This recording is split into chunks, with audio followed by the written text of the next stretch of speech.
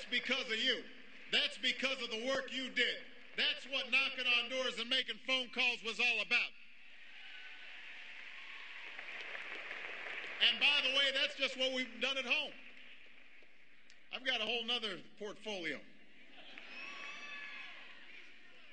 Abroad, we've begun a new era of engagement. We're working with our partners to stop the spread of nuclear weapons, seeking the goal of a safer, more secure world that's free of nuclear weapons. We're working in concert with nations on just about every continent to stem the economic downturn and to finally confront the challenge of climate change. We banned torture. We committed to closing Guantanamo. We're rebuilding our military. We're reaffirming our alliances. We're getting out of Iraq. We've made progress in fighting Al-Qaeda in Pakistan and Somalia and Al-Qaeda in Pakistan and Somalia and Indonesia. That's in the first 9 months.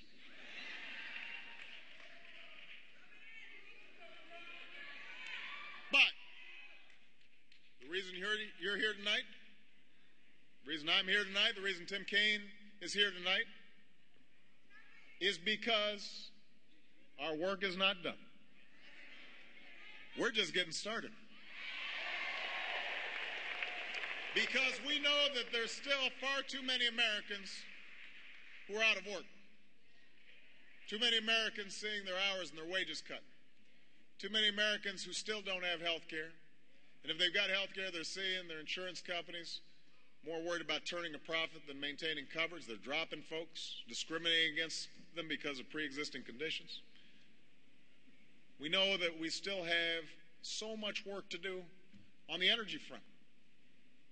We know that we still have so much work to do on education. We know that this country still faces enormous challenges. And that's not news to you. You didn't sign up thinking this would be easy.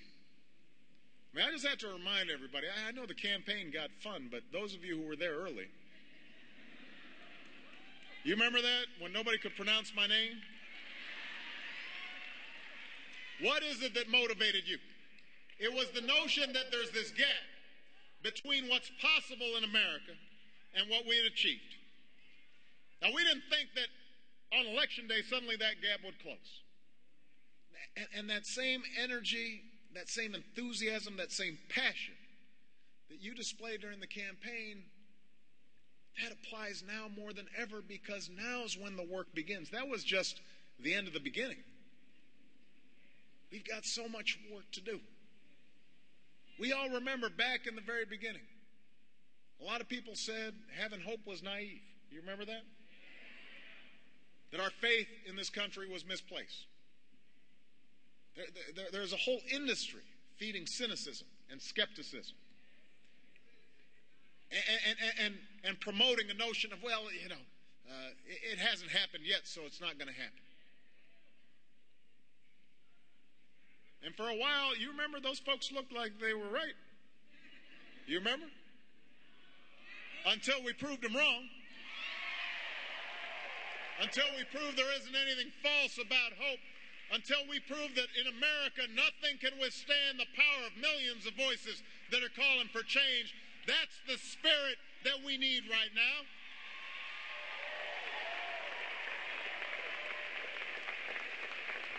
Because the same folks are out there now. They say, lower our sights, you're doing too much, scale back, accept less. I didn't run for president to accept mediocrity. That's not what this country is about. That's not why you got involved and got engaged. You didn't decide, this is actually harder than we expected. The insurance companies don't like health reform. I guess we'll just pack up and go home. Oh, well, the banks, they don't want financial regulation. I guess it's just too hard. You know, that poster was nice during the campaign. We had some fun, but oh well. We didn't work so hard to leave our problems to the next generation, the next administration. We came to solve these problems right here, right now. Now's the time to build a clean energy economy that can put people back to work. Now's the time to educate every American child so they can compete in a global economy. Now's the time to make sure that every American has affordable health care. That's what we're fighting for. Not later, but now.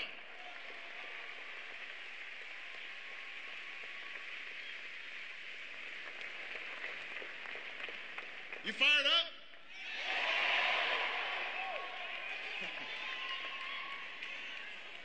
I want to recognize the people in this room and the folks watching online who are helping us do exactly that. I want to thank all the Organizing for America volunteers for making calls, knocking on doors, keeping up the fight. You know why this is so important. You know premiums have doubled over the past decade. Some of you have seen it. Your employer said, I'm sorry, I don't want to do it to you, but I'm doubling your premiums. And so, in some cases, what they're paying, your employers are paying, is going up even faster than what you're paying. It's unsustainable. It could double again in the next decade. You know that millions of people in this country have been discriminated because of a pre-existing condition. You know that more companies are dropping coverage. You know that more and more families are struggling to pay for health care, even if they have insurance. Out-of-pocket costs going up faster and faster. And you know what Tim Kaine understood and underscored.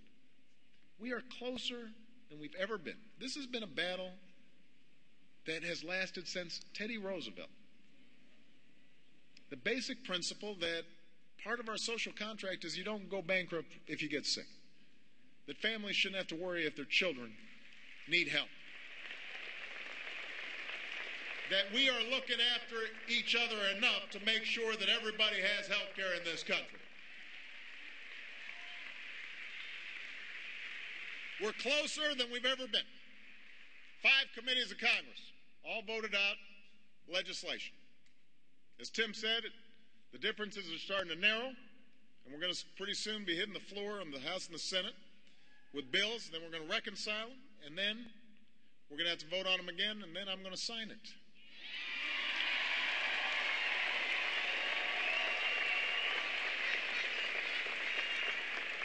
Now, there's still some details and some disagreements that have to be worked out.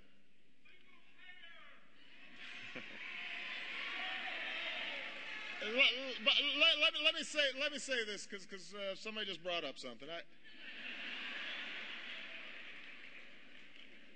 Among Democrats and progressives, there are a whole set of views about how we should do health care. But understand that the bill you least like in Congress right now, the one you least like of the 5 that are out there, would provide 29 million Americans health care. 29 million Americans who don't have it right now would get it. The bill you least like would prevent insurance companies from barring you from getting health insurance because of pre-existing conditions. Whatever the bill you least like would set up an exchange so that people right now who are having to try to bargain for health insurance on their own are suddenly part of a pool of millions that forces insurance companies to compete for their business and give them better deals and lower rates.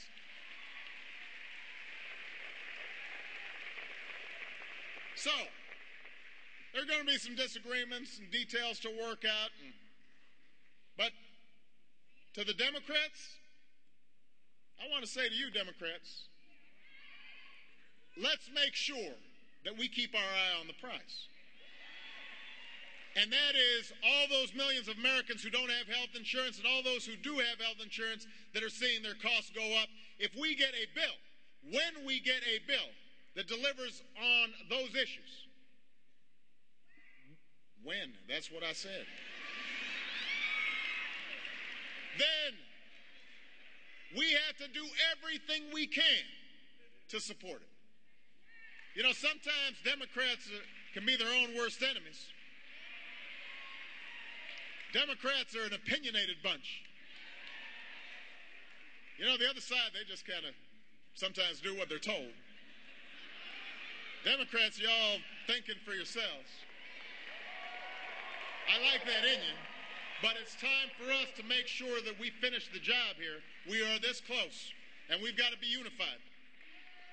And to all those non-Democrats who may be in the audience or who are watching our webcast or who will hear about this on cable,